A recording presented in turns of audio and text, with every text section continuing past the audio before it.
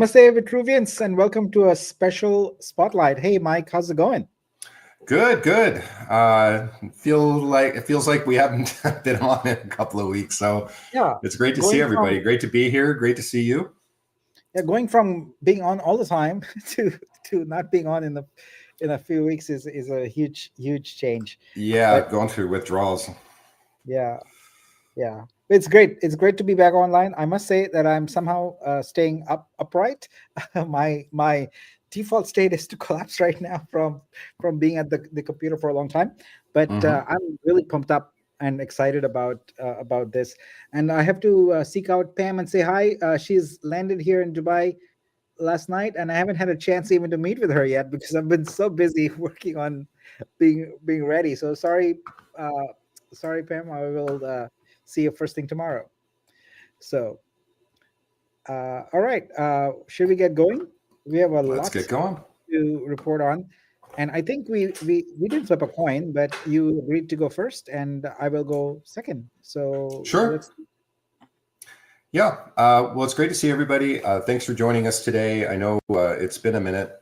We have a lot going on behind the scenes, and there's obviously a lot going on in the market. Obviously, the market is dealing with a lot of the tariff, situation, a lot of fear.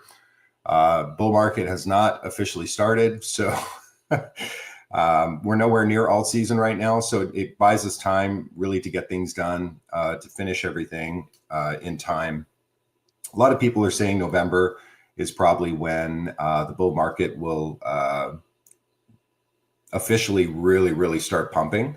That remains to be seen. There's so much volatility right now, and we'll have to see how that goes. But in terms of our world, we're really focused on getting things completed for the MVPs. Obviously, I'm going to be going over a Vlox update right now and an AR Wars update. And then obviously we'll move into the protocol and exhibit and discuss some of the development updates that we have there.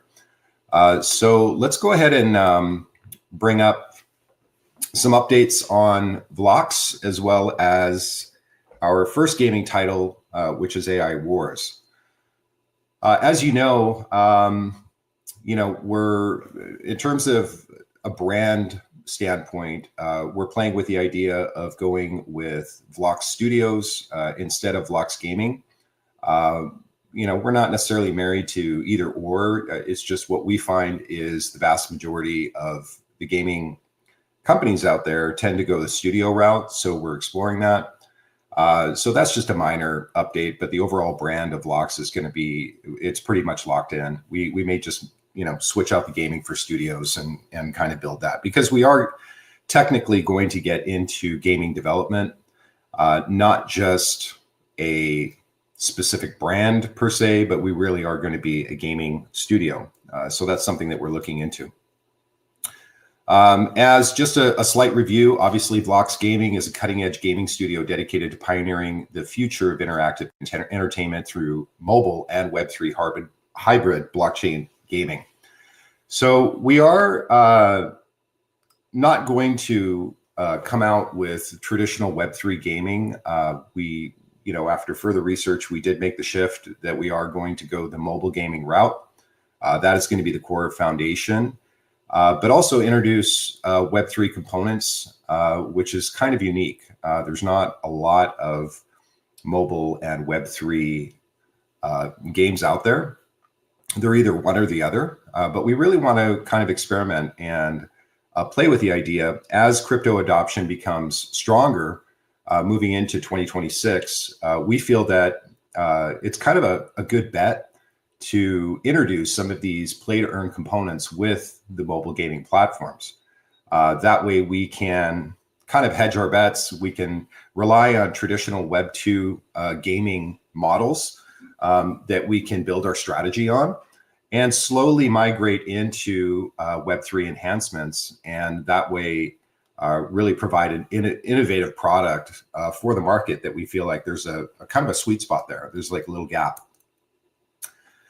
As you know, we migrated to AI Wars from Vortex, and we felt like, again, AI picking up on AI as it's really going to be ramping up with the AI agents. This is going to be one of the most revolutionary, I guess, things that's going to be going on in our market and even across the world is AI. It is not going away. In fact, it's getting the development, the usage of AI is just massively accelerating, and it's kind of really exciting. It's easy to sell. It'll stand out. People will be curious about it, and I think from a brand strategic standpoint, it's going to work well. What we're going to go over today is we're going to give you a developing update, light paper revisions, and roadmap update. We're going to keep it pretty simple. We've been doing kind of really building out the foundation of the game, building out the gameplay, working on the game development document. We've had 3 meetings with the developer that have gone really, really well. And the last meeting we had was last night. It was a great meeting. We had about 6 different people as a part of the gaming company that we're working with. We had an art division, we had a finance division, we had our main contact, and then we had a core developer that was a part of the team. Those are all the team leads. This particular company has about 200 employees. So it's not a small company. It definitely is they specialize in mobile game development. And we had a chance to send the light paper to them. They had a chance to review it over the past 7 days. They came back with a lot of questions. We did some kind of searching for different entries on ways that we can make the game similar in terms of a model, patterning it off of other successful titles, but giving our Web3 kind of twist to it. So we'll kind of get into a little bit of that. As you know, AI Wars is, there's some inspirations that we took. It basically is a 4X based strategy game, mobile, iOS, and Android. Similar titles that we did a similar model in building out the game was Whiteout Survival. They did about $1.5 billion in revenue. Last War Survival is about $2 billion in revenue, and then Clash of Clans, obviously everybody knows that. That's $6.4 billion in revenue. So the model that we're following is these types of games in terms of, building out your base, going out and conquering, joining an alliance, in-game app purchases, all of those type of things. That's going to be the basic model of the game.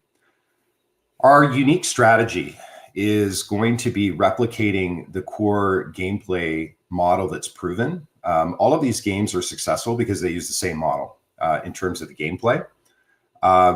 We're doing something a little bit different. We've started doing research on the negative reviews of these games. So we've gone into the iOS platform, and all we've been doing is collecting the data on the negative reviews so that we can really make subtle improvements to the model and offer something really unique and really solve the problems that a lot of gamers and users of the game are experiencing with this particular model. And so we're going to kind of refine it a little bit, make improvements, and see if perhaps that can give us an edge on some of these other games so that we're not just kind of grouped in with some of these other games. We're going to be similar, but this is so much better because of XYZ. So that's kind of what we're doing in terms of our research. We've built kind of a small group within our community. Thank you so much for those of you that applied to some of the positions that we were publicly requesting assistance on. And some of those were tokenomics, some of them were marketing, some of them were research and development, or primarily research. And overall, just assisting us with getting a lot of things done prior to pre-sale.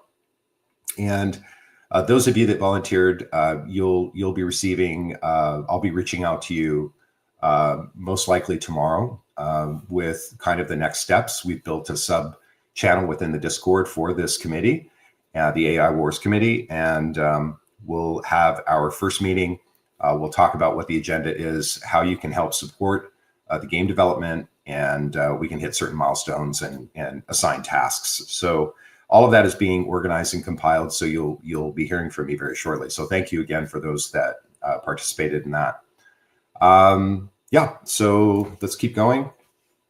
Some of the enhancements that we're initially looking at is we're trying to remove the cash grab mentality of a lot of the mobile games. As you know, the monetization model for most mobile games is either ad revenue or it's in-game purchases, or you actually purchase the game. And it's a small, 99-cent or up to $49 purchase for the game. We're going to be doing in-game purchases. And we're going to do it a little bit of a twist where it's not going to necessarily be perceived as a cash grab like some of these other models are, where people are basically paying to increase the power and the development speed. But it really doesn't, after you make these purchases, it really doesn't benefit you. Yes, your base grows a lot faster, but unfortunately, you're just matched up with people that are equally as hard and you're kind of in the same spot. That's one of the biggest criticisms of the Forex strategy games, even though they do billions of dollars in revenue. We really want to kind of make some adjustments there, and we think it's going to be a winning model. We're probably looking at about 80% Web 2 mobile game with about maybe 20% Web 3. The Web 3 component will be, skins, weapons, various enhancements, decorative enhancements for the product that will offer, additional buffs and incentives. There will be, obviously a marketplace for this, very similar to, if you play, Call of Duty or some of these other games, they have in-game marketplaces where you can make purchases. We're going to probably follow a similar strategy for our game, and Vitruveo will be doing the Web 3 component of this, where the developer will be primarily doing the Web 2, and then we'll build a bridge for the two of those to match up. One of the other things that we're going to be doing is an optional play to earn model. It is optional for the player. So obviously in-game resources, such as gold mines and some of these other resources that you use for in-game currency will be converted to a crypto mine, and where the Vlox token will be mined within the game. And, you typically have storage vaults and that sort of thing in the game for your gold mine to protect it from other people that, attack your base and that sort of thing, where ours is going to be a cold storage. So it'll be protected, from hackers and enemies and that sort of thing. So there will be staking rewards within the cold storage. All of this is seamless. So there's no complicated UI, UX, for this. It's going to be very familiar to a regular mobile game. However, the Web 3 component, for those that want to participate, it's going to be very familiar, both from a Web 2 and a Web 3 standpoint. So it's going to be very seamless, which is kind of cool. So we're building that out. We're also going to be coming out with esports and massive prize pools for the esports. We really do want to create, from a marketing buzz, a significant prize pool to encourage, there's massive communities of alliances and guilds where gamers are coming together, forming alliances and working together in a specific title. And so we're going to be reaching out to them, making some PR campaigns where we're going to be launching a new esports tournament or battle royale. They will get the most likely a beta release of the game to learn how to play the game.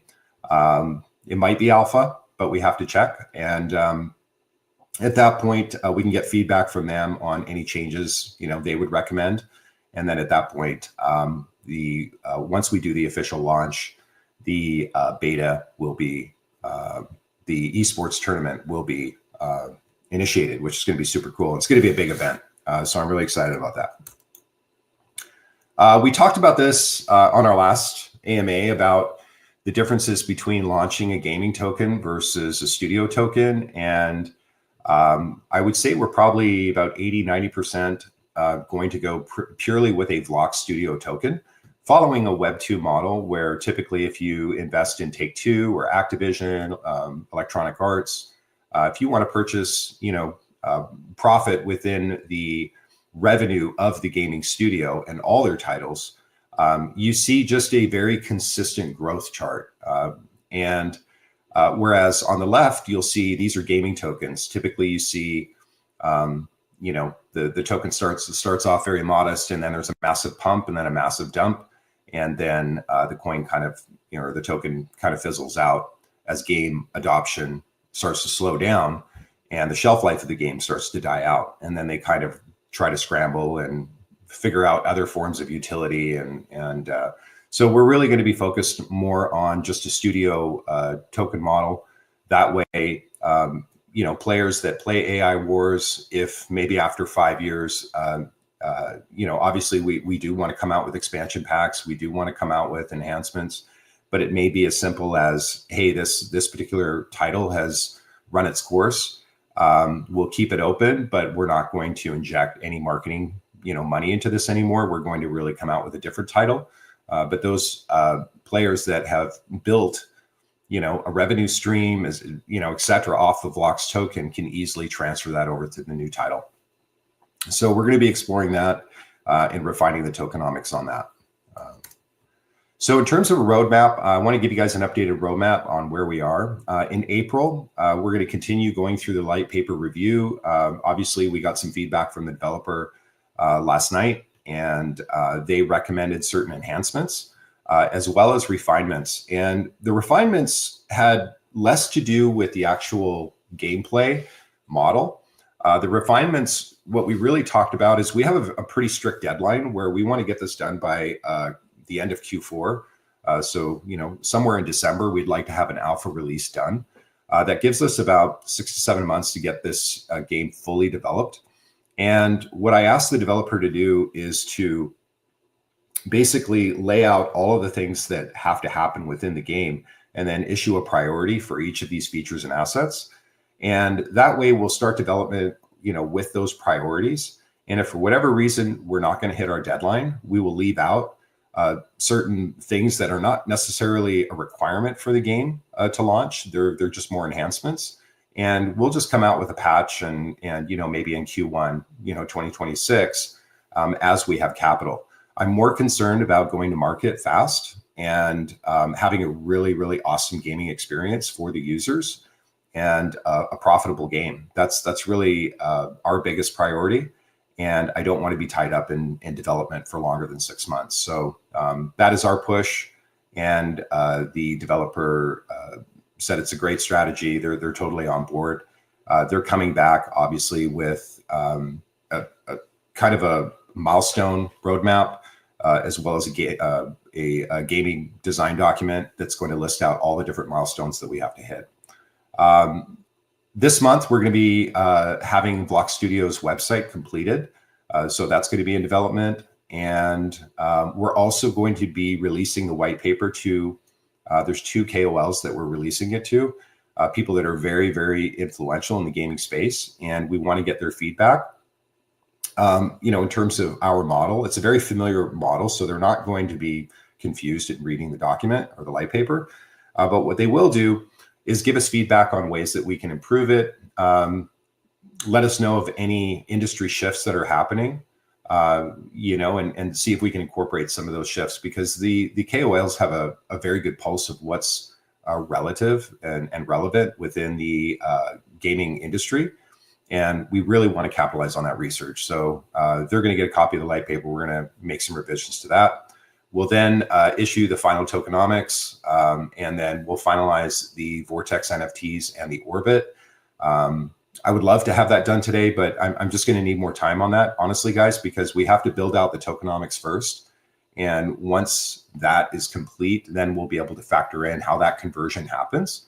But that is a huge priority for us. And we want to make sure that our community is well taken care of in terms of those prior commitments. So stay tuned on that. We should have some developments on that within this month.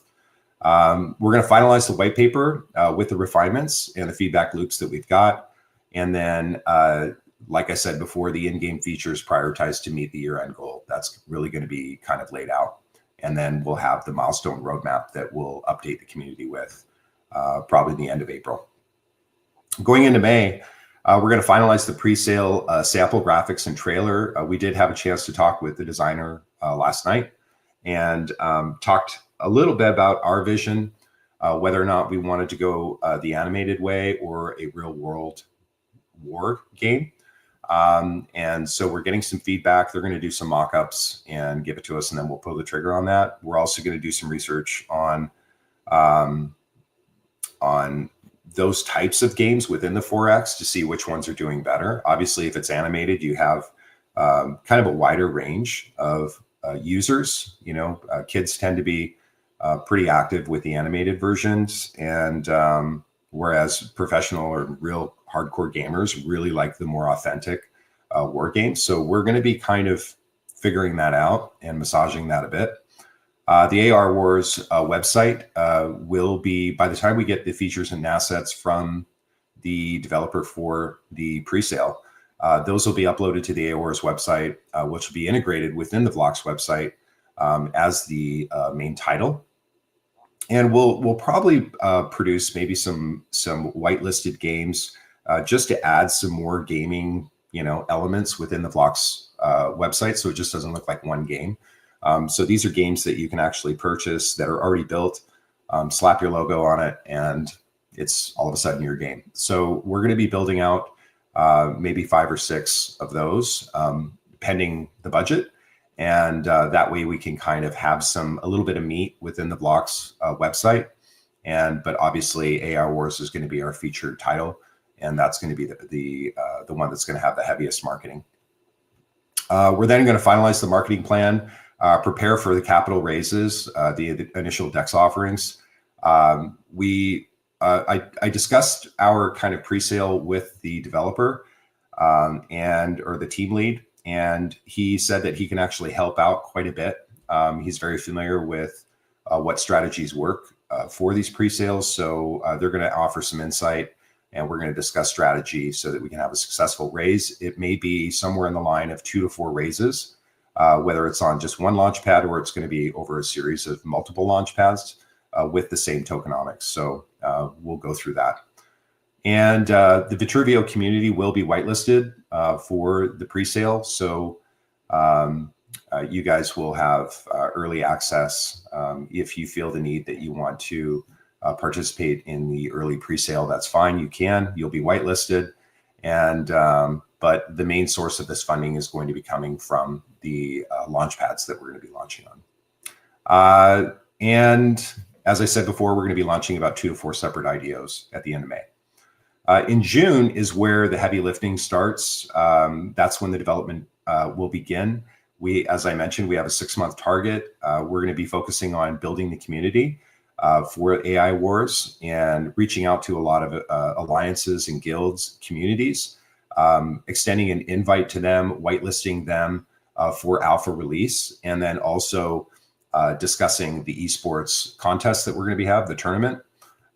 So that way they'll be able to play the game before it has public release, enjoy the game playing. We can get some more feedback from them, make those refinements based on any criticisms or recommendations for enhancements.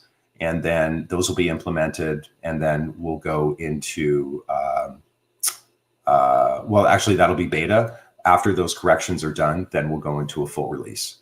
And then at that point, the plan over the next 6 months is not just to kind of bury our head in the sand and work behind the scenes. I mentioned to the developer that I do want monthly updates, something to release to our community as well as the investor community that invests in the IDO. We do want to provide milestone updates, any features, graphics, any trailers, things like that to keep the buzz going and really to build momentum and build excitement.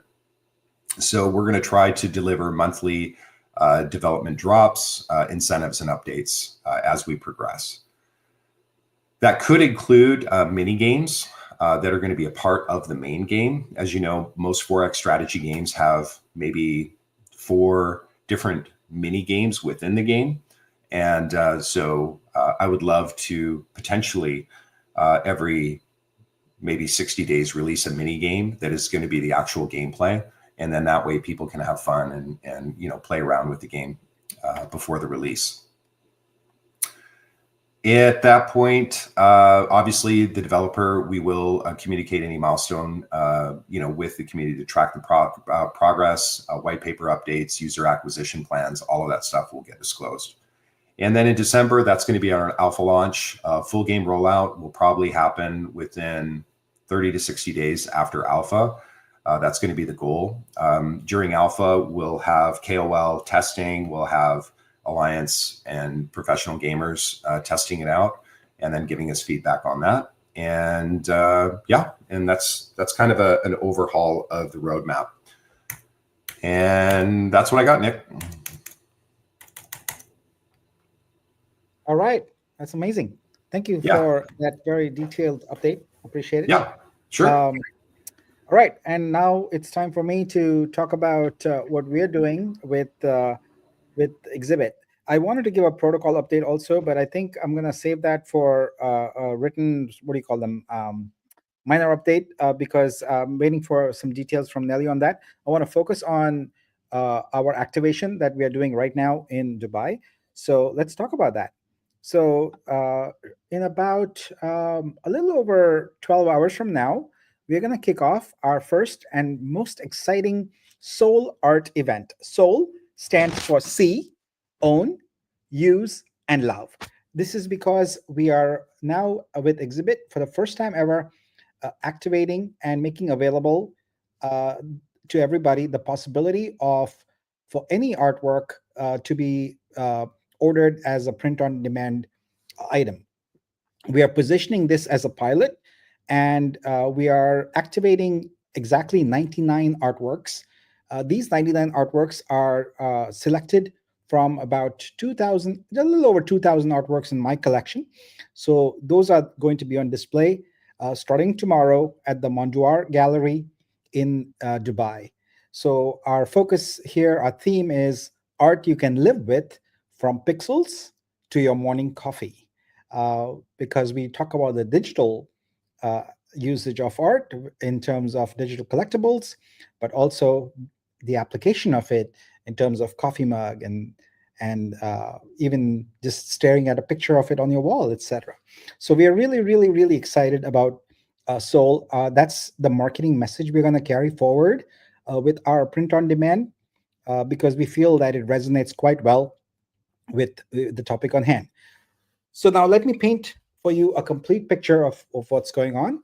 So the Mondoir Gallery is a pretty nice gallery in downtown Dubai. It is fully digital.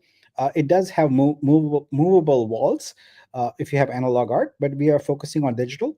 So we have 12 4K vertical screens that are available to us for the primary exhibition. In addition, we have two large screens that are available, and these are beyond 4K. I forget the exact size, but they're very large.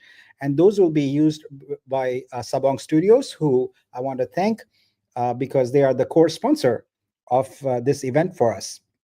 So in addition to that, we have a giant and even larger than those two screens, I believe it's about 15 meters or something like that, screen available for just a promotional message about Exhibit, etc.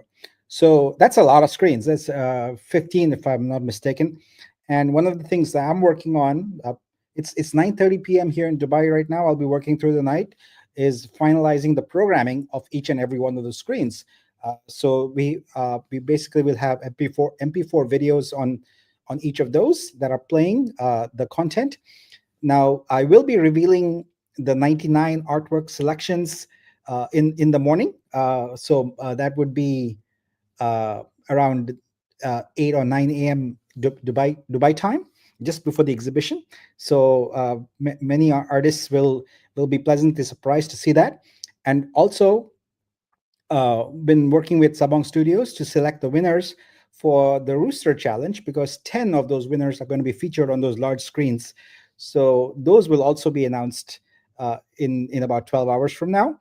And so look for those. The way we will do that is we will share exhibit folios of the winners, so you can, it'll be a web link, you can go check them all out and see what they're all like. So good luck to everyone, and congratulations to all the winners.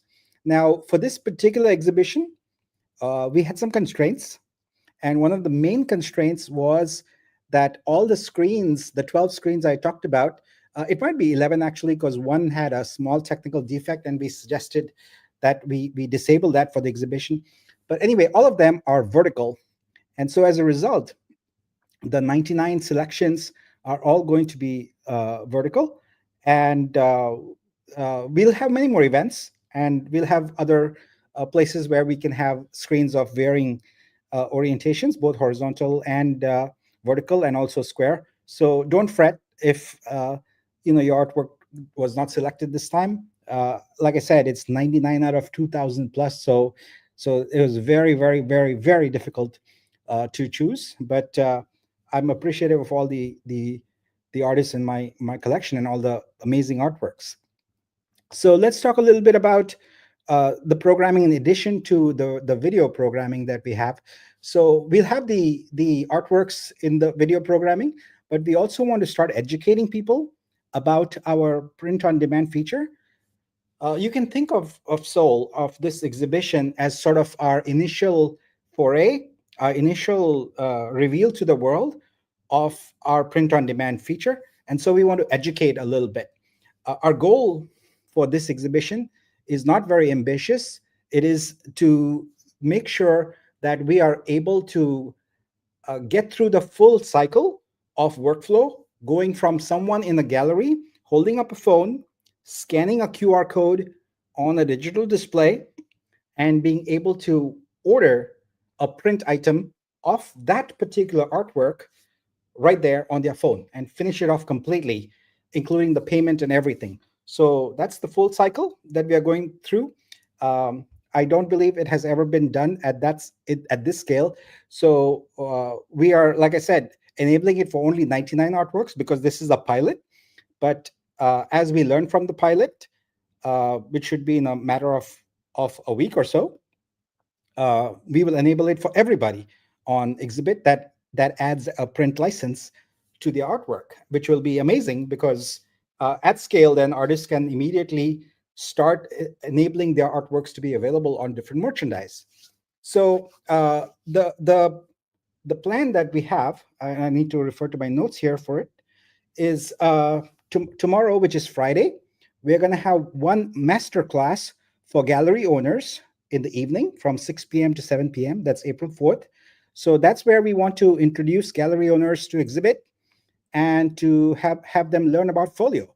Because as you recollect, Folio was previously called Stores and was intended for gallery owners, but we've increased the scope of it because we found it was so flexible. So we renamed it to Folio. But we still want to make sure that gallery owners really love that feature, can use it, and find the benefits of it. So we are having a master class. Now, I'm handling a lot of the programming and a lot of the technical details, which I'm going to talk about. But I want to shout out and say thank you to Pam, who's been working tirelessly, and we have an artist slash consultant on the ground here, Alham, who has also been very helpful. So Pam is taking care of the master classes, the workshops, and taking all those details. So thank you for that, Pam. Then on Saturday, we're going to have another master class, but this time for artists from 11 a.m. to 12 p.m. And in the evening, we are going to have a special event where it's more of a social event where we've tried to invite everyone who is in the art community in Dubai to come. And we have a special performance there by Aneta and Gala. So Aneta plays the flute and Gala sings. And we are really looking forward to that. I've witnessed her performance before, and it is just amazing. So we're looking forward to having that performance and having people learn more about exhibit in a social setting where they can casually ask questions and things like that, see these artworks, and hopefully scan the QR code and order something. Then on Sunday, April 6th, we will do one more masterclass for artists where we introduce them to exhibit and kind of tell them about how they can become an exhibit artist on Vitruveo and what are the benefits of it. So as I mentioned, the primary purpose is a pilot for the print on demand feature. which we are calling Soul. And what we want to do is make sure that the people who do scan that QR code are able to really have a great experience. And I'm going to demo some of that for you right now. The team in Brazil is working away. We have about 12 hours or so to go. So I'm going to show you things in QA right now, but we will be turning them on into production in the next few hours. But before I do that, let me show you what the rendered artworks look like on the display screens. So I have a few here. I think I might end up revealing 3 of the 99 here, but let's go with it. So here's one. So this is what the display will look like. We've basically got the artwork in the vertical orientation. We've got the title of the artwork. We've got the avatar, the name, and then we've got a QR code. So Jen is there in the audience. Congrats, Jen. Your artwork is going to be on there. So here's a couple more, and you can see how they all look consistent. They all look very familiar. And I want to talk a little bit about the QR code in just a moment. So the way the QR code works is we want it to be a multifaceted QR code. What we want is when someone walks in to a gallery or really anywhere they see this QR code, we want that it allows them to do multiple things. The first thing is print. The second thing is as soon as we activate the augmented reality features of these artworks, which are all built in, to be able to launch an AR viewer and see the augmented reality content that is there with it. Three is view the portfolio of the artist. So they like that artwork and want to see more. Remember, our goal is long-term sustainable income for artists. So we want to make it possible for more of the artist's work to be discoverable. And so that will come from the same QR code. And then finally, to learn more about Exhibit and to learn about our entire ecosystem. So that's kind of what that QR code is going to be doing. And the way we are targeting it for this particular activation is a very simple landing page. And that landing page looks like this. So when someone scans it, they're going to see this. Of course, I'm on my desktop right now. Let me show you what it'll look like on mobile. There we go. So everything is being built with mobile first in mind. So the pink dots are going to be replaced with icons. They are just placeholders at the moment. But the way it works is you see a minimal set of actions you can take. So you can, because you're in a setting where you don't have the time to deal with a lot of things. So you either want to license the artwork, you either want to view the artwork, or you want to learn more about Exhibit. Those are essentially the actions that we are talking about. So let's look at what happens when we want to click on view. So this is one of the artworks. And let's go ahead and click print. And I'm going to walk you through exactly what happens here. So I'm going to show you on desktop first and then walk you through on mobile. Now, we are in the process of refining this right now. Again, it's on QA, so expect a few glitches, but we are fine-tuning it. Anyone who's been in any software product probably knows that the last 1% is the longest. So if you have a month devoted to a project, your last 1% is probably 1 or 2 weeks, of it. So this is live here on QA. We just will fix the whatever bugs we are discovering now in the next 12 hours and then push it into production. So this is what the user is experiencing on their desktop or on their mobile. So on the mobile, here you go. So this is what they'll be seeing. We want to make it super simple and easy for them to experience this. All right. So let's go ahead and go into display here. So we are still working on through the categories, but you're going to see the few products that we've activated for this particular exhibition. There's going to be no more than 5 products. That's it. There's going to be frames, posters, mugs. What we wanted to do was to have both types of products. There's 2 basic general sections of products. There's display, which is where the art is the hero. So it could be a canvas frame, it could be a poster, it could be an aluminum frame, and so on and so forth. And then there's merchandise, where the art is not the hero in that it is used for utility. It could be on a tote bag, a shirt, a mug, etc. So we will gradually, once we have figured out that this model works, we've built a very flexible multi-provider engine where essentially we could add different providers. Right now, our provider is gelato.com. We can add Amazon, we can add other providers without changing this UI at all. We have, in fact, made it so we can add products in real time that are available within a second of us updating it. They are immediately available to everybody. So now let's look at some of these display products. So let's look at frames. So you can see here that the artwork is already rendered in the frame.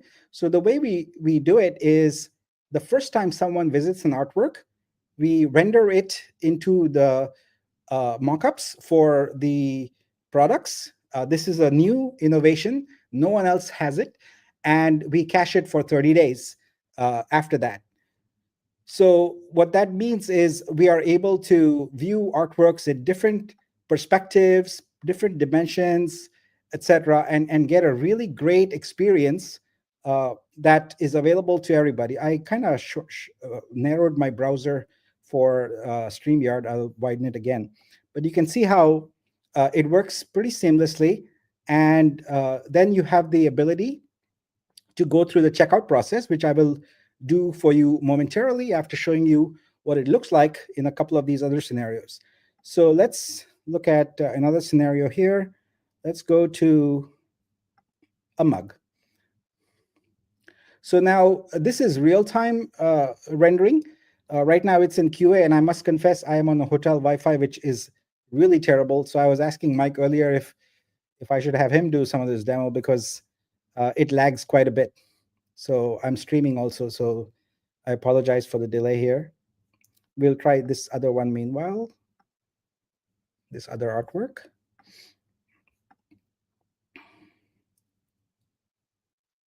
Yeah, looks like that's glitched also. So, oh, there we go. All right.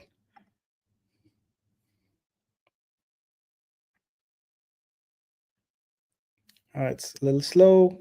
Did you want me to load it up for you, Nick? Yeah, let me try it one more time here on this existing artwork and see if maybe that one's already cached, so it might be a little faster in my browser. But yeah, I may have to switch to mobile here because there's some severe lag here. But the problem is, Mike, I would have to send you all these links, etc. I've set up all the demos. So give me a moment. Let me see if I can switch to mobile real quick. Okay, just holler if you need me. Yeah. But yeah, the feedback is great so far. Yeah. In terms of the overall design and the UX, just keep in mind, guys, everything is being built out in terms of the architecture, and then we make it pretty. So the font size, the colors, the framing, all of that stuff is going to get built out. Literally, I think Brazil just finished some of these features last night. So this is not a commercial product at this point. It's really just a feature set of what's to come. And so expect some updates on that. Spoken like a true UI zealot. I am a UI zealot. We get into this all the time because I am definitely a form follows function person.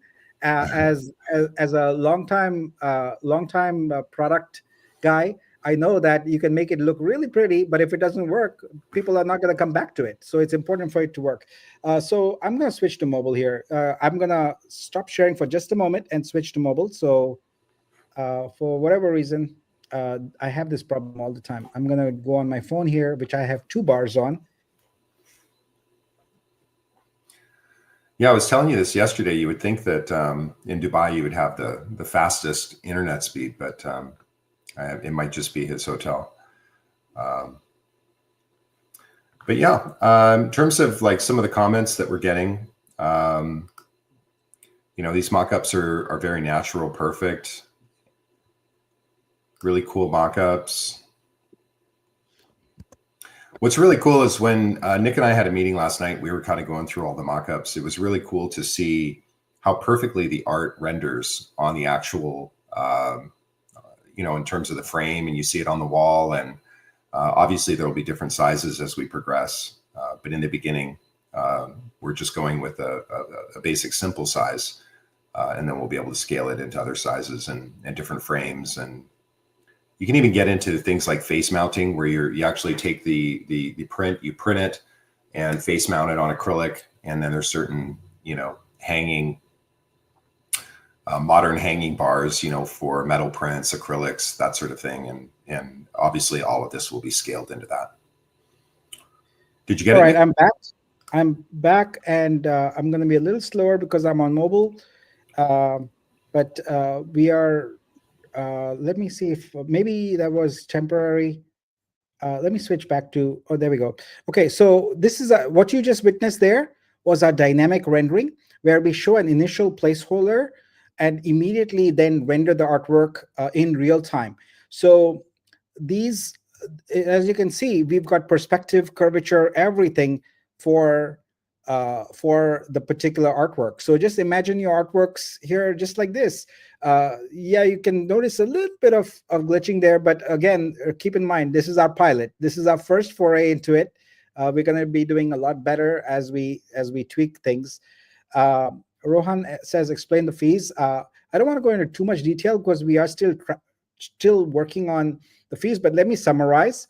For the purpose of this pilot, you can think of the artwork license being the amount paid to the artist. We are going to shortly introduce some capabilities in the print license where you can provide two kinds of costs. You can say that for display purposes, here is the license fee I will charge, that, and you express that in per square centimeter. That way it allows us to have a very large canvas or a very small postcard or something, and the pricing can be figured out. You don't have to give us 300 different prices for 300 different sizes.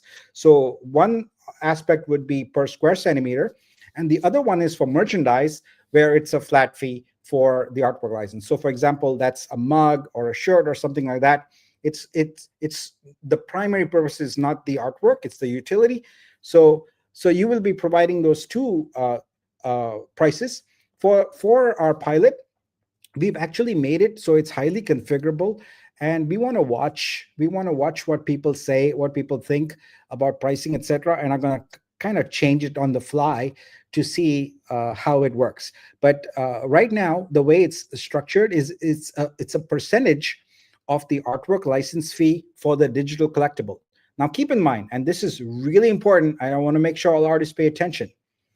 When you are licensing for print, you are not giving the person any rights to any digital aspect of your artwork. They do not get a file. They get absolutely nothing. They get a product they ordered with your artwork on it. You are licensing them to use that artwork on that product. That's it. So that's an important thing, because I think a lot of artists get confused. Like, do they get an NFT, etc.? They get a token that says they are licensed to use your artwork on their merchandise. All right. So that's an important detail. A merchandise fee is the actual cost of the item. That is a mug or a shirt or whatever it is. Platform fee is Vibe. That goes straight to Vibe, and shipping is obviously shipping, and then you have the total. So this is it. Now, I do want to say that of the 99 artworks that are there, we kind of did not have the time to reach out individually to each one, and we are looking at this as a bonus for you, more income for you. But if anyone is strongly opposed, please talk to us, and we will pull your artwork from the exhibition and from any print application. But this is actually additional additional money in your pocket. And like I said, we are not conveying any rights or anything that you haven't already agreed to. A majority of people already have a print license there. That's what we are using. So we hope that artists will look favorably on this as an experiment for their own benefit. We are not trying to do this to benefit us. We're trying to do this to benefit you. We are creating a grand experiment to see how we can increase monetization abilities for you. So I mentioned earlier that we're going to go through the checkout process. Let's do that. So part of the work I've been doing here in Dubai, in addition to all this code work and getting all of this integrated well, is that people don't realize that there are a ton of moving parts to this that are well beyond just what you see on the surface here. In order to activate something like this at scale, we have to integrate at scale on Amazon Web Services, the ability to render these artworks on the fly, cache them, store them, things like that. So there is the technical part of it. There's also the business component of it. The business component is determining who the provider is. And then there's the technical component with them also. When an order arrives, we have to interact with their API, in this case, Gelatos, to send them the order.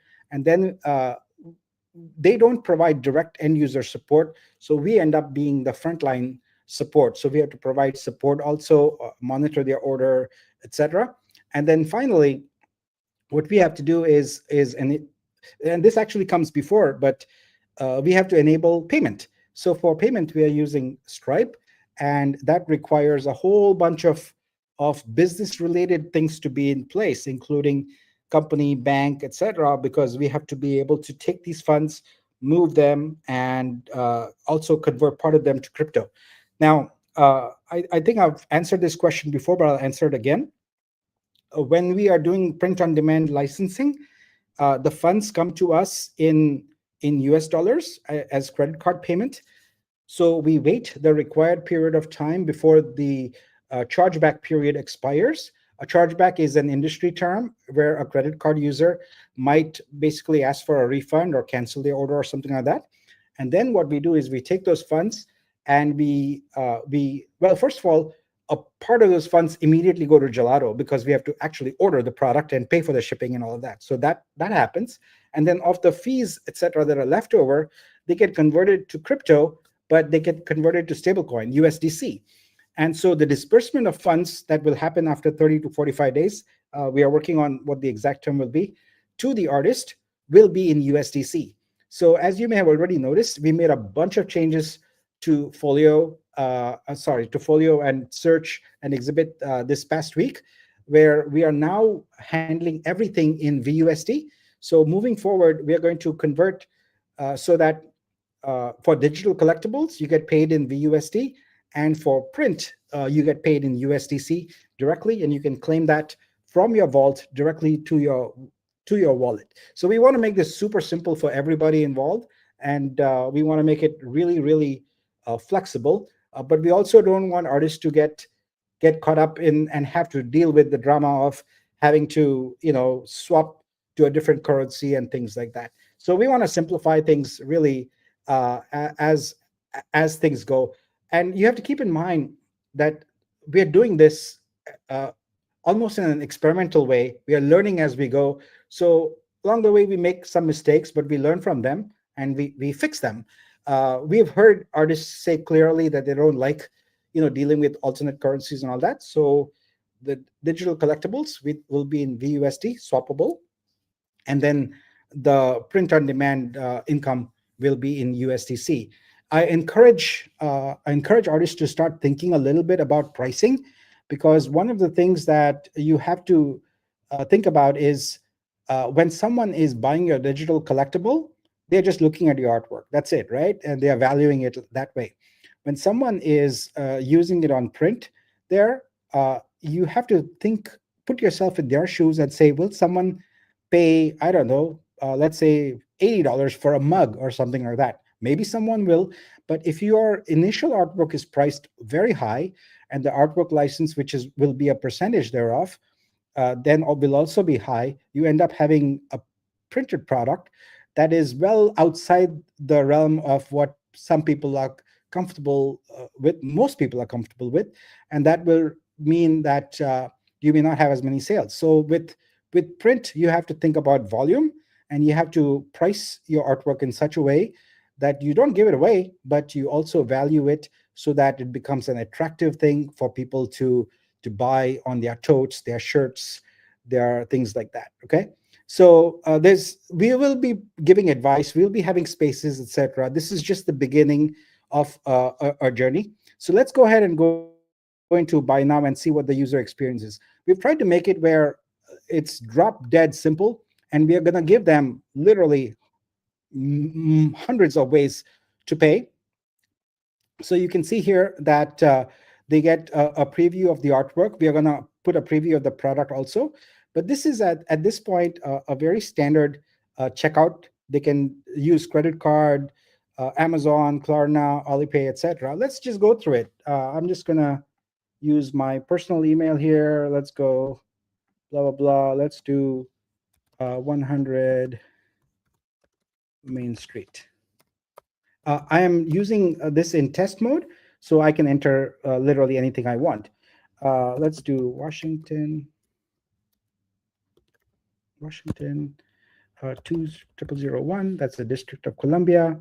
Okay, and here, print fulfillment by Gelato. And let's use a credit card to pay for it. And in credit card testing, you use 4242. Oops. 42, 42, 42, 42, 42. For testing, you can use any expiration you want and any CV you want, and you can either save your info or not. But that there you go. There's a standard checkout, and just so you know that it works in mobile also. Let me switch this over so you can see that that form looks just perfect in mobile also. So we have optimized this to be mobile first. So I'll go ahead and switch this back. Let's see. How do I cancel this? Close DevTools. There we go. Okay, so we are back to the form here. And you can see here, this says test mode.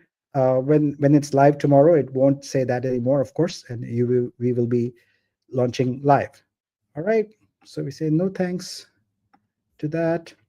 And my payment went through, and boom. Thank you for your order. Your payment has been received and a receipt has been emailed to you. Fulfillment will take approximately 2 to 3 weeks. Meanwhile, if you have any questions, please visit support.exhibit.app. Support.exhibit.app currently does not exist. It will exist in about 3 or 4 hours when we roll out, and this is another dimension to it, support. We will be rolling out our Zendesk portal for support, where users can send trouble tickets and have full support for their order. So we are intent on providing very high quality support and make sure that people who buy artworks with merchandise, it's exhibit name on it, exhibit brand on it. So we want to make sure that we provide high quality everything. So that's basically the experience we've been working very, very hard for. It's very simple to start off with. We'll add layers of features later. And if anyone has the question, what about, which I know, which I'm 100% certain people will, just know that MVP means minimum viable product. So we are doing what's needed in order to be able to experiment and prove that this thing can work at scale. And our goal is, as capital becomes available, to have more marketing activations, not necessarily all gallery events like this. We want to do all kinds of experimental things. Our commitment to artists is that we will market your work and make it more accessible to people. And that's what we are going to do. In that vein, I want to also take you to the changes that we have been making in search. Since we haven't had a spotlight in a while, I haven't had a chance to show you this, but search now Exhibit now is really just three parts: search, folio, and studio. So search is the overall entire platform's um, artworks. Folio is what stores was. We decided that it is too powerful to be able to do so much with one particular thing. To call it stores would be unfair, and so we've called it a folio. For example, we can have a marketing challenge, just like Sabong did with their Rooster challenge. And look, we've got some amazing entries there. Uh, I've been looking through this. This is sabong.exhibit.live. Please do go check them out. These are some amazing entries, and 10 of these are going to win and be shown in the gallery starting tomorrow. There's also some cash prizes to be won. I believe each of them is going to get 200 USDC plus some Savo, and also they'll be featured on the Sabong website. The challenge was to put Sabo, the robotic rooster, in a pop art, a classic kind of movie scene as the protagonist, and you can see that artists have come through in a beautiful way. So that's all that's going on. There's a lot to unpack here, but it's going really well. I'm super exhausted, but I'm also super excited. This is a culmination of a very long journey. We've been working on this a while now, and now it's finally coming together, and it's great to see all these parts fit together nicely. And it will take some time for artists to digest what we've done here. But once it clicks that you can create your own folio in seconds for free, you don't have to pay anything, and you can market it to anybody, and they can print what will eventually become hundreds of products and have them shipped, and monetize your artwork without paying anyone a dime. That's unique, that's interesting, and that's revolutionary. And I'm very excited that we are leading the charge on it. So back to you, Mike. Yeah, great job. I know you've been in a crunch, trying to get this done, for the event that you're having in Dubai. So it's great to see everything coming together. Very exciting. Did you want to tackle some questions specific to that? Yes, we'll take some questions, but not for very long, because we are still trying to get stuff done in time for tomorrow, including, as I mentioned, programming for 15 screens. So that's a lot. Okay, guys. Go ahead, and if you have a question specific to print on demand, and then I'll circle back and I'll tackle any Vlox update questions. We only have, that I can see, about 3 main questions. So if you guys have more, please go ahead and type them in, and then we'll address them. And if not, then we'll be able to wrap the spotlight up. But the first thing was, will there be pricing table or suggestions? And you and I talked about this, Nick, yesterday, about how to guide the artists through various, pricing models.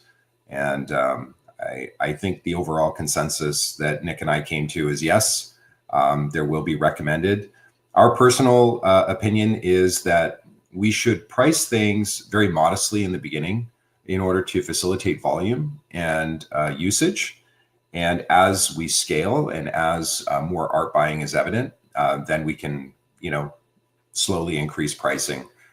The idea, guys, isn't to get rich over a mug. At the end of the day, there's diminishing returns, where if a mug costs, $50 because of the artwork on it, they're not going to buy it. But if it's priced reasonably, we're really trying to build a foundation for this product, because it is a very new, innovative solution for Web3 with print on demand. We really want to increase adoption, and the way to do that is to just start slow and start modest, and then scale from there. Nick, did you have any comments on that? Yeah, I mean, a pricing table, one of the things we try and do is keep things very, very simple. A pricing table to me sounds complicated. So really, you have to think about what do you price your artwork as? And then from the print license perspective, there's really 2 things we're asking for. One is, what percentage of your artwork pricing should your display prints be. So if someone's getting a canvas or something like that, that's per square centimeter. So what percentage of your digital collectible price should that be? And then the second one is what percentage of that digital collectible price would be for merchandise. So really, once you have determined what your digital collectible pricing is, the print license pricing is just two percentages, and it's really really easy. Okay. Good. Ours it is addressing the AI question. So if somebody orders, an art piece or a mug or something like that, is AI permitted? And should I want to make sure I paid for real art, and then I realized that it was AI artwork putting on my wall. Yeah, I know what he's saying, but you can go ahead and address that, and I have my own view on it. Yeah, well, first of all, there's nothing wrong with AI artwork. Some people love it also and want it. Um, you have no idea when you buy a picture at Target, was AI used in it or whatever. So we make it very clear up front, but the artist is the one who says whether they use AI or not. We experimented. We had a team that spent a lot of time experimenting with all the AI detection tools. We ran through several thousand artworks through all of them, and we determined that they all had varying results. Uh, they were not at all accurate. And so, what's gonna need to happen is either we develop our own mechanism or we crowdsource it. And I'm leaning towards crowdsourcing, because then it's artists who say, "Oh yeah, this is AI or not." Ultimately, and where we give ranking. But ultimately, what's gonna be the best thing is true level. That's the next thing. If you recollect, we had kind of pushed it to second in the list after print on demand. Now that print on demand is reaching a reality, we can bring true level back, and then we'll use that as a mechanism. So you can then buy from artists that are reputable and have a high true level score, and then you know that they are truthful. If they are reporting it's AI, then it's AI. If they're reporting it's not AI, it's going to be not AI, because their reputation depends on it. So ultimately, it's going to be true level. I think that will be the judging point, if you will. Yeah, I think in terms of the AI, if you look at kind of our conversation, over the past 2 months about AI, really our initial view on AI wasn't necessarily a bad thing. It was just that the ecosystem was getting spammed with so much AI artwork, and they were charging the same, $500 for something that could have been, created in literally seconds. So comparing that to somebody that did a hand painting or a drawing that took maybe several days or weeks to develop, we saw that was going to be an issue, and the entire ecosystem was getting heavily weighted on AI, and so our narrative kind of shifted a little bit and say, hey guys, let's be more realistic in terms of the pricing with how we're pricing these things. So that's when we transitioned to True Level in order to really help us sort through all the different types of artwork in the space. But it wasn't that AI was bad. It was just in terms of where we were in terms of releasing Exhibit, it was kind of getting in the way a little bit with taking care of some of the artwork that maybe took a little bit longer to do. And but eventually the goal is just to have a completely free market. We'll just have a proper disclosure on what's AI and what's not. If somebody wants to pay $1,000 for an AI generated piece of artwork, then that's fine. That's if you really worked hard on the prompts and you created something really stunning and beautiful, and there's a market for that, and there's an art buyer for that, then yeah, that you deserve all of that money.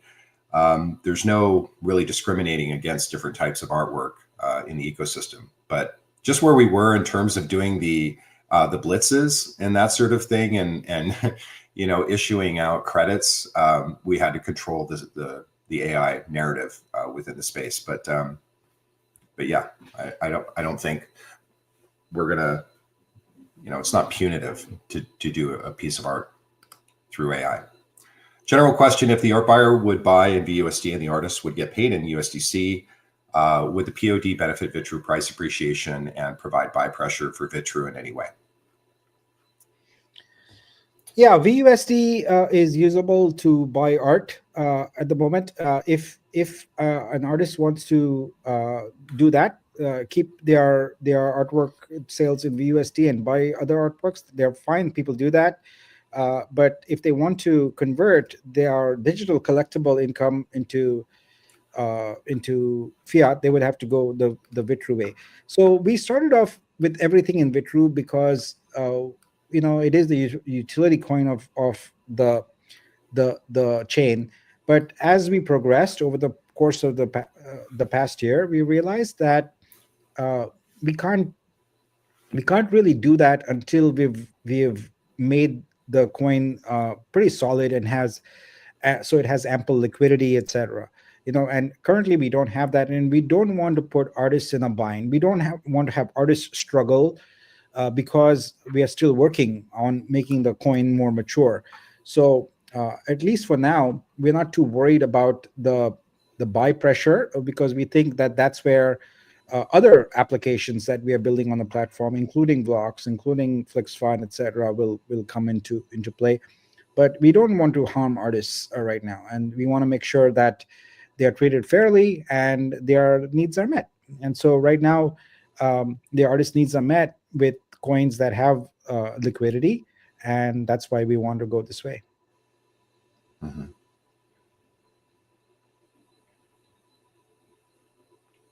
Just going through some of the questions, Nick. Let me deal with this next one.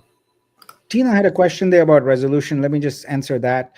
Sure. We, you know, we've put this whole activation together in very short order, and it's a celebration for the 99 artists that were selected, but not all of them have print resolution artworks. You're absolutely right about that, which is why you will see starting tomorrow, and including the demos I did, that the products are all designed where they fit with the resolution we have, which is 2000 by 3000. So that's we particularly chose smaller canvas, smaller poster, etc.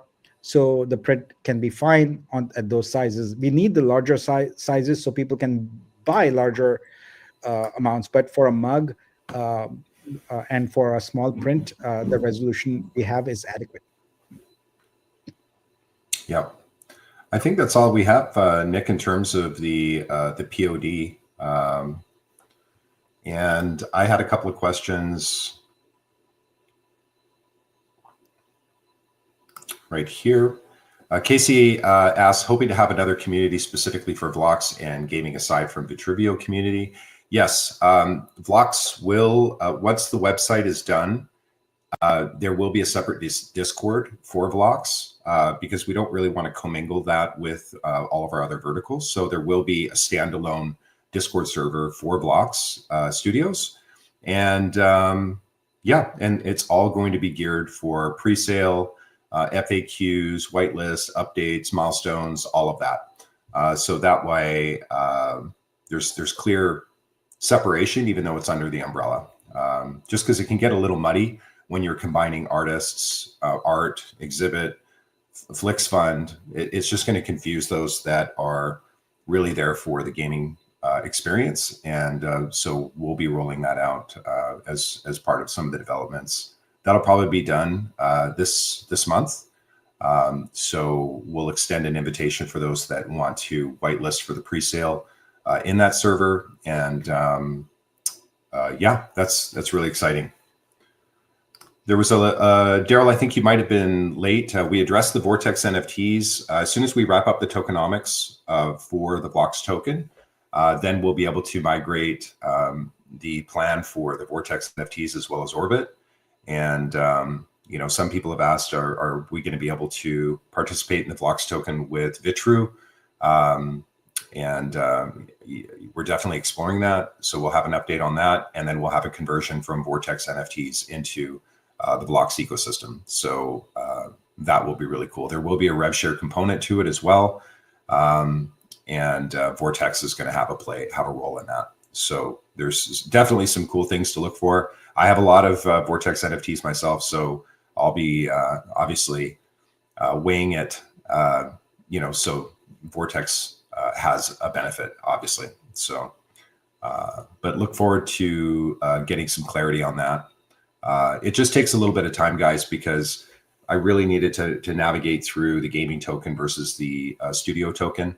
And you really have to model things out to make sure that it's not a hyperinflationary token, or you run out of supply. And then if let's say the Vlox token shoots up in price, if we have let's say 1 billion tokens, and all of a sudden the token goes to $5, then you really have to make sure that you can scale that into multi-titles. So not just AI Wars, but future titles. So there's some balancing that has to happen, and potentially some burn mechanisms that will be a part of the Vlox token as well. So I've got to finish wrapping that up, and then modeling it out, and then I'll be able to discern how that conversion works out from Vortex, and Nick and I will make some decisions on that. But definitely some good things to look forward to once we get some clarity on that, and then we can put that to bed. Okay. Yeah, I think we can. Thank you, Mystique. You're amazing. So appreciate you very much. Yeah. Thank you so much again, Mystique. I've been kind of radio silent on X, etc., because I've just been working on this so much, and I'll be glad to surface again on Monday and start engaging with the community again. I just want to say that this is a huge milestone for us to achieve it, but I also want to calibrate expectations. I know that people sometimes have very outlandish expectations for these things. Our goal for this event is very simple. We want to make sure that we can, as I started off by saying, go through the entire workflow, go through the entire user experience of someone scanning a QR code and going all the way to an order. So whether we get 1 order or 10 orders or 100 orders, that's irrelevant. What we will be doing is talking to people who we see doing this and asking them about the experience, asking them about what they thought about the pricing, etc., and gathering such valuable feedback to come back to artists and say that, okay, look, if you're gonna have your artwork on a mug, people are not gonna pay more than, I don't know, $30 or something for it. Which you have to remember, in addition to your artwork license, which as an artist you think of that, but there's also the product, there's also the fees, there's also the shipping that goes in. So the customer is thinking about the overall total cost. They're not thinking about, oh, the artwork license is this much. They in fact don't think about it at all.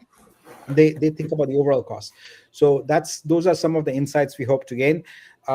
Many companies spend millions of dollars on doing market research and focus groups and things like that. We are kind of doing it live, a very grassroots style, and we hope to learn a lot from this from this experience. I know just interacting with vendors and things like that, we've already learned a lot. Pam has been doing a lot of the heavy lifting on that, but we now have great insights on what does it cost to do a workshop with so many people. How many do we expect to get if we blast out 500 emails or something like that?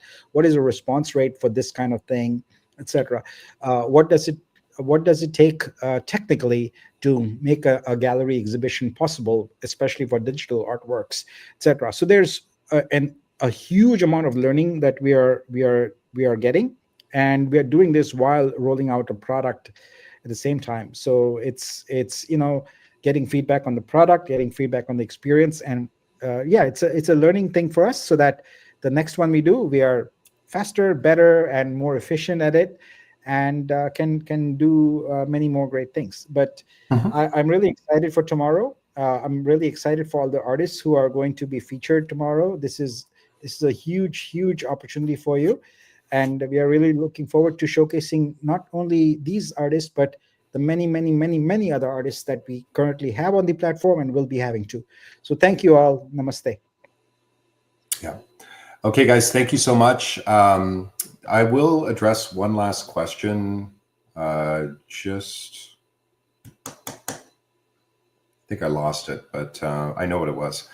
Somebody was asking about project onboarding for the protocol.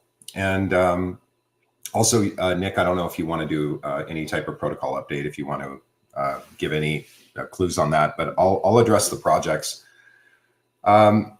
So here's the deal with projects. I've done quite a few posts on this. We're actually in the process. I'm working with Funkmaster to develop a Vitruveo hub, which is going to have an FAQ section, which address, because we answer the same questions over and over and over again. You know, when marketing, when is the price going to go up? When are we going to have volume? When are, you know, projects going to be onboarded? And all of these are important questions, and they're super relevant to our scaling. But it gets exhausting, you know, answering the same thing, because it takes time to respond, and I don't want to ignore any of these questions, nor do the mods. So we're going to try to build out a Vitruveo hub that is within the hub itself. There will be an FAQ section where you can just literally go. There's going to be announcements, updates, all of that, and it's going to be searchable. So you can ask a question, let's say about marketing. All of that data will be updated, and you can kind of know our, you know, thesis on basically our approach on marketing at this stage, and it'll be timestamped and updated, so you'll have the most relevant information as it relates to that question. In terms of project onboarding, we are in discussion with various projects that are onboarding, but I do want to kind of give you guys a bird's eye view of the entire market. I wrote a post yesterday about, you know, Ethereum is, you know, number 2, you know, and they've lost 200 billion in market cap in the last 90 days. So the market is bleeding red, and there's not a lot of money being spent. Obviously, the entire crypto industry is broken down into sectors such as AI, RWA, memes, you know, all of these things. Everything is bleeding red. So I think the problem is that when you're a new blockchain and you need volume, you need projects, you need all of this. The problem with new projects is they want, if they're coming to you and you don't have volume, there's a reason why they're coming to you, is they want funding. They want grants. They want us to invest in their project to build it on our ecosystem.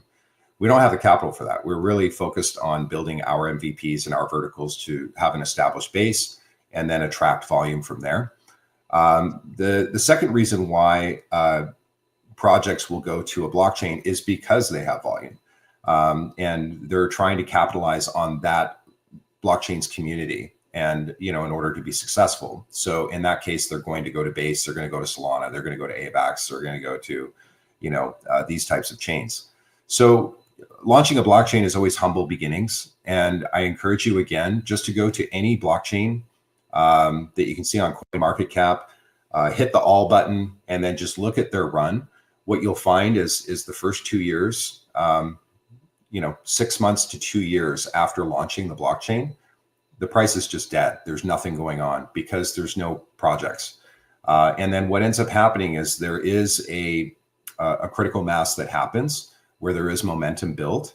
If you look at why Solana has done so well, it's because Pump Fund, you know, really brought tons of volume, you know, to the chain. But even Solana is down, you know, 40% in this current market. So we're hoping that this downturn in the market right now, before, I mean, it's not even alt season. It's barely, you know, BTC season. You know, bull market hasn't even started realistically. We're hoping that once the tariffs get you know, through all of this mess, we have to, again, make sure that there's no retaliatory tariffs. We have to see how that's going to shake out next week to see if certain countries. President Trump did release his tariff schedule, which is all the tariffs that he's going to be.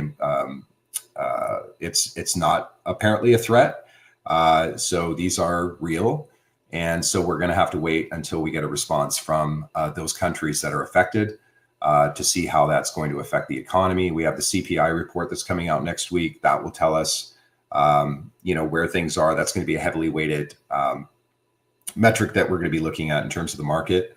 The stock market's waiting for that. The market's down today. Crypto is down today. So all that being said, we're using this downtime to build. And, God willing, we get all of our MVPs completed over the next 6 months. All experts say November is kind of is going to be the start of the bull market. That will take us through Q1. Alt season will probably kick in around Q1, the end of Q4, and then it's going to be a massive, massive bull run.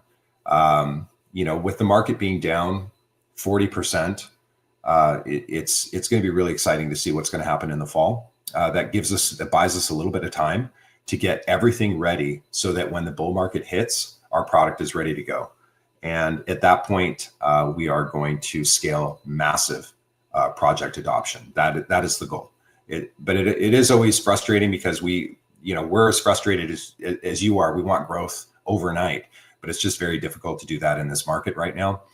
It's difficult to do it in a great market, let alone a really difficult market. So please be patient, for project onboarding. I did meet with a project lead yesterday, or maybe it was the day before yesterday.